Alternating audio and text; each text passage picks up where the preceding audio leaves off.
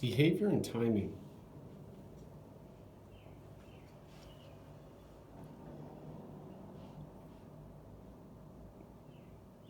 There's a bird that goes by and someone makes a noise.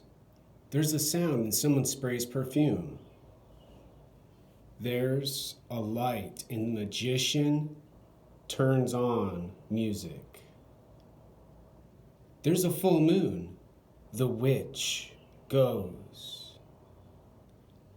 and buys food. Hormones, chemicals,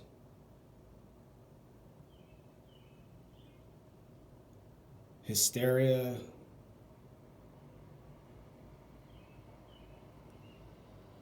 habits, and plain old bad stuff.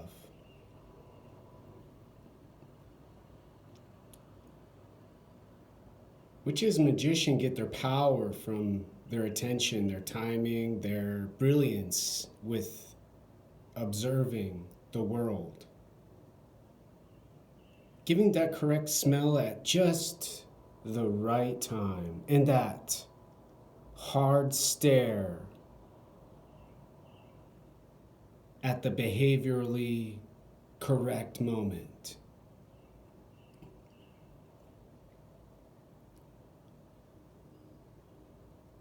These kinds of tasks and these kinds of choices have been made for a long time.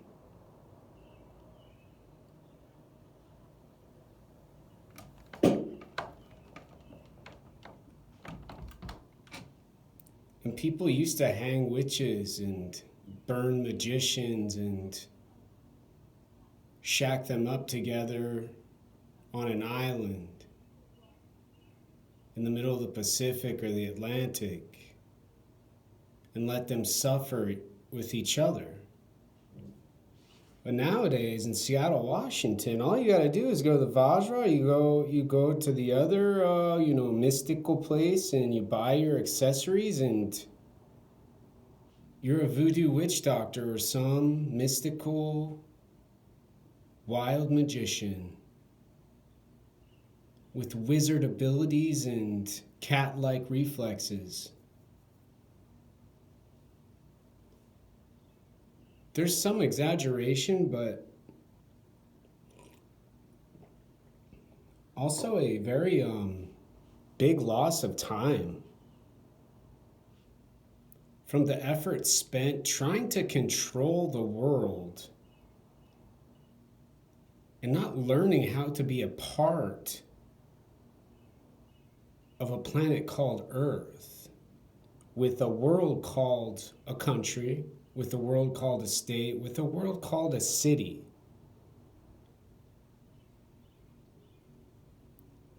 In other words, being afraid of consciousness,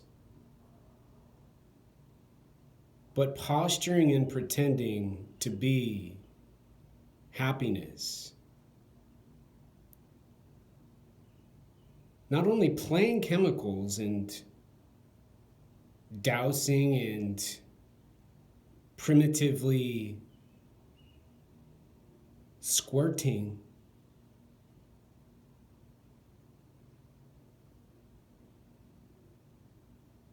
but deliberately and intently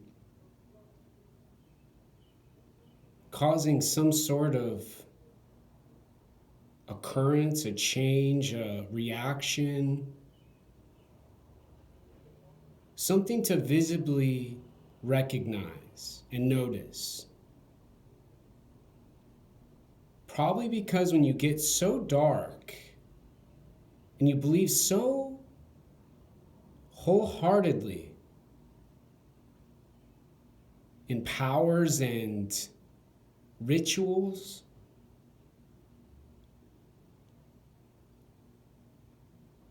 then brain, body, and especially mind begin to be less relevant and more as tools and abilities.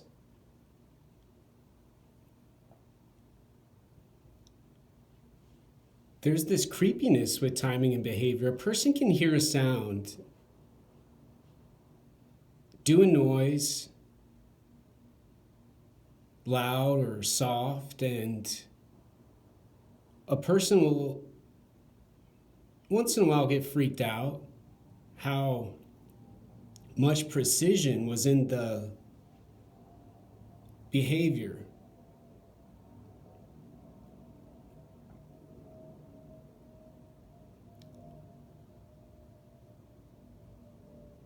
And mostly what this has to do with is an objective perspective of time. Deciding that being subjective in time, feeling, loving, seeing with the heart and feeling emotions, and not being restricted by the lungs and drugs and strange teachings from some brilliant genius on the internet, or some 20,000-year-old Wiccan book,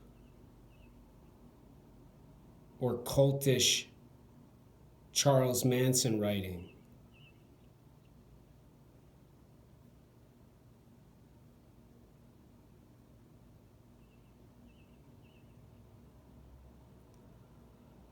Objectively interacting with time eliminates any sort of spontaneity. People watch each other, people listen to each other.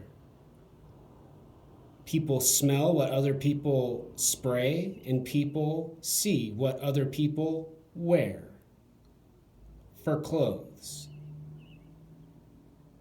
So everybody knows who everybody is, what everybody does, when they do it, and how they do it, especially now.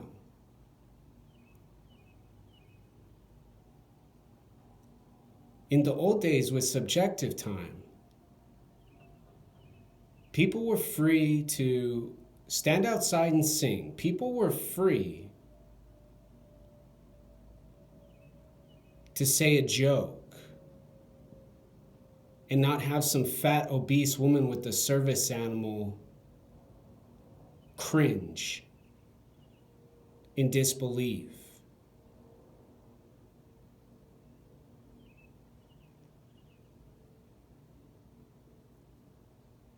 There's so much negativity now at time. Nobody looks out the window anymore, observes the poop, and doesn't worry about the windows. People now are taught, do not look out your window because of the windows. Because of those homes and those people out there in the world who might get looked at, who might get noticed.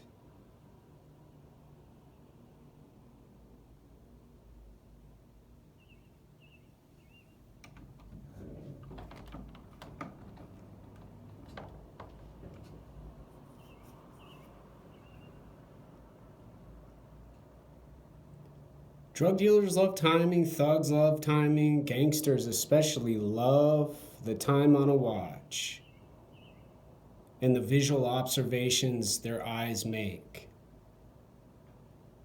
People who are bored love time and behavior. People who believe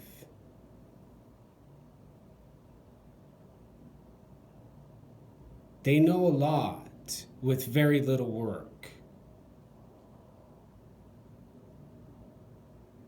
Simply being able to look at the way someone stands, the direction their eyes move, the way their mouth goes up and down, and the sounds from the voice, and the length, especially most importantly, and the duration of it.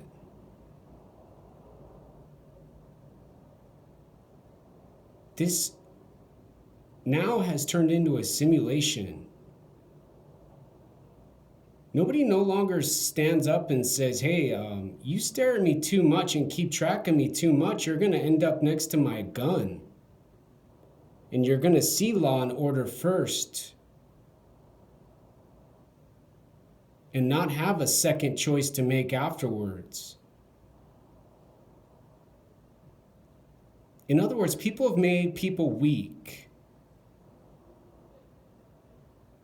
to be able to do these kinds of options: controlling time, listening to time, observing time, making changes to time, and creating a world fit for a king or queen or supreme ruler.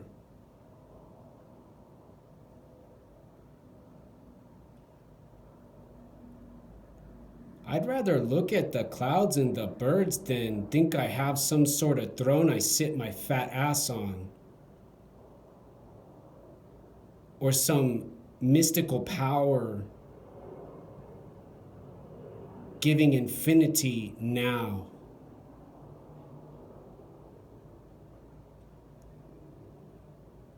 There's already so much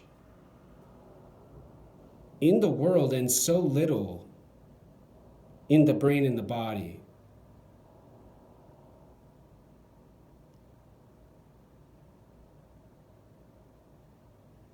And reducing the world a little by little doesn't seem like a big deal at first, but when a person can't even look outside their window and make a video, when a person can't record a video for medical school and not have someone keeping track of the words and the language and the sounds and the voice,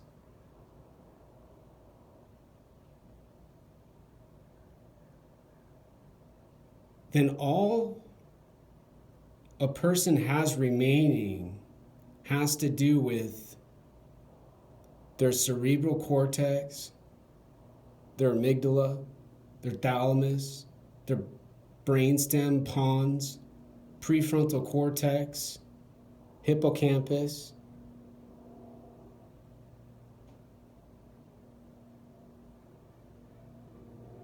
and are required to have the courage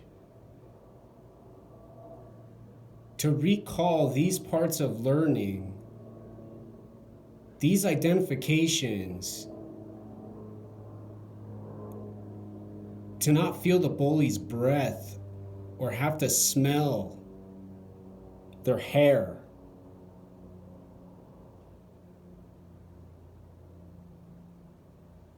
People played with chemicals probably when dinosaurs were around. Nowadays, people spray perfume and douse hallways in apartment buildings as a show of strength and honor.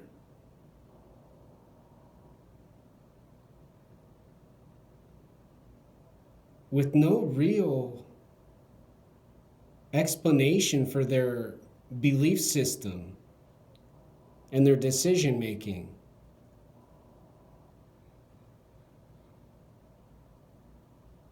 There's this delusion about time.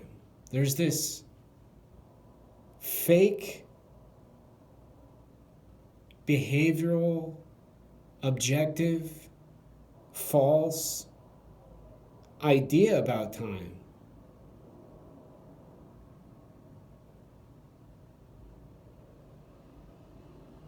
And numbers like 14 minutes and 3 seconds take too long,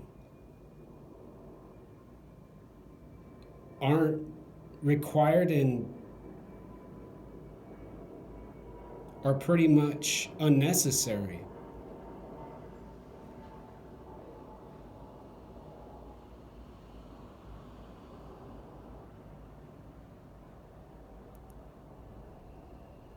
Their movement can't be manipulated or changed, mostly.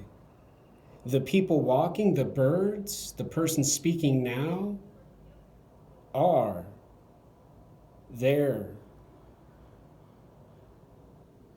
target, are their plan for disruption now.